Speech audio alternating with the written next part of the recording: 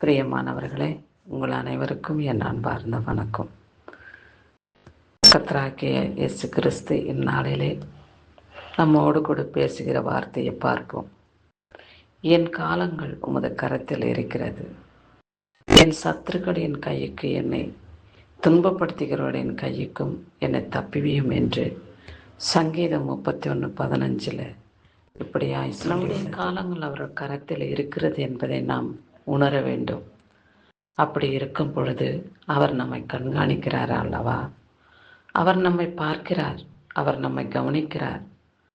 நம்முடைய செயல்பாடுகள் அனைத்தும் அவருக்கு மறைமுகமாக இருக்கிறதில்லை என்ற இருதயத்தின் எண்ணம் நமக்குள் இருக்கும் பொழுது நாம் பாவம் செய்ய ஒரு பொழுதும் துணிகரமாய் செயல்படுத்த மாட்டோம், பேச மாட்டோம். அப்படியாக இயேசு கிறிஸ்துவின் இரக்கமுள்ள நாமத்தினாலே நாம் நீதிமான்களாகவும் உத்தமர்களாகவும் கர்த்தருக்கு பிரியமானவர்களாகவும் வாழ பரிசுத்த ஆவியானவர் நமக்கு உதவி செய்தருள நாம் அவரிடத்திலே அண்டி இருப்போம். அவரை நம்பி இருக்கிற பிள்ளைகளை அவர் ஒரு பொழுதும் கைவிடுகிறதில்லை. அவர் அண்டையிலே நாம் சேரும் பொழுது அவருடைய பலத்த கரங்களிலே நாம் மூடி மறைத்து பாதுகாக்கப்படுகிறோம் என்ற எண்ணம் நமக்குள் இருக்க வேண்டும்.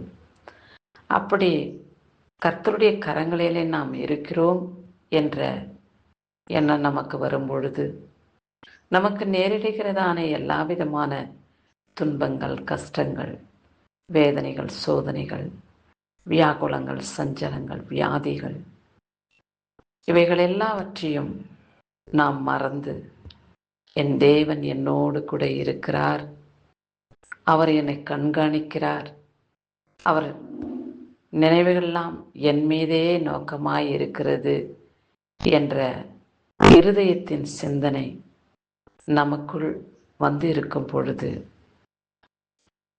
நாம் ஒன்றுக்கும் கவலைப்பட மாட்டோம். ஏனென்றால் கர்த்தர் என்னோடு கூட இருக்கிறார். அவர் என்னை விடமாட்டார், என்னை தவிக்க விட மாட்டார். நான் துக்கப்படுத்தும்படியான வேதனைப்படும்படியான சூழ்நிலைகளை கர்த்தர் நீக்க வல்லமை உள்ளவராயிருக்கிறார். ஆகையாலே நான் ஒன்றுக்கும் கவலைப்படுகிறதில்லை. நான் தனிமையாய் இருந்தால் தானே நான் கவலைப்பட முடியும்.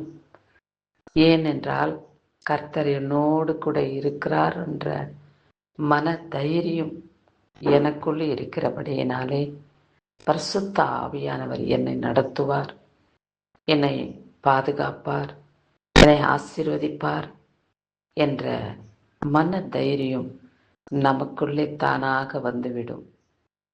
அந்த எண்ணத்தை பரிசுத்த ஆவியானவர் நமக்கு கொடுத்திடுவார்.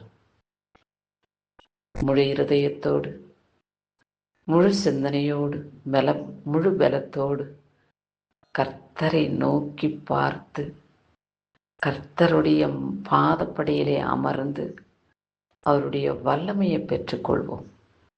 அவருடைய மகிமையினாலே நிரப்பப்படுவோம்.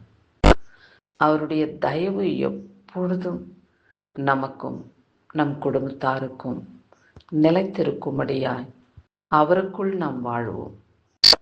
நாம் அவருக்குள் வாழும் பொழுது எந்த தீங்கும் நம்மளை தொடாது என்ற மன தைரியம் நமக்குள்ளே வந்துவிடும். கர்த்தரை துதிப்பீர்களா? கர்த்தருடைய பாதத்திலே அமர்ந்து நல்ல பங்கை நாம் பெற்றுக்கொண்டோம் என்ற மன தைரியத்தோடு நான் வாழ முடியும் என்ற நம்பிக்கை நமக்குள்ளே வரும் என்பது நிச்சயம். ஆகையாலே ஆண்டவரே, என் காலங்கள் உம்முடைய கரத்திலே இருக்கிறபடியினாலே சத்ருவாகிய சாத்தான் கொண்டு வருகிறதான சகலவிதமான துக்கங்களிலும் சூழ்நிலைகளிலும் என்னை நீர் பாதுகாப்பீர் என்ற நம்பிக்கையின் இருதயம் எனக்குள் நீர் வைத்தபடியினாலே உம்முடைய பரிசுத்த நாமத்துக்கு கொடான கூடி ஸ்தோத்திரம் ஆண்டவரே என்று அவருக்கு நாம் நன்றி செலுத்துவோம். நாளிலே பிறந்த நாளையும் திருமண நாளையும் காண்கின்றவர்களை கர்த்தர் ஆசீர்வதிக்கவே ஆசீர்வதித்து உங்களுடைய ஆயுள் நாட்களை பெருக செய்து அவருடைய பலத்த கைக்குள் நீங்கள் அடங்கி இருக்கிறீர்கள் என்ற விசுவாசத்தின் நம்பிக்கையோடு வாழ்ந்து வர உங்கள் காலங்கள் இனிமையாக தோன்ற சந்தோஷமாய் கடந்து வர கர்த்தர் உதவி செய்து காத்துக்கொள்வார். கிறிஸ்துவுக்கு சதா காலங்களிலும் மகிமை உண்டாகட்டும். ஆமென்.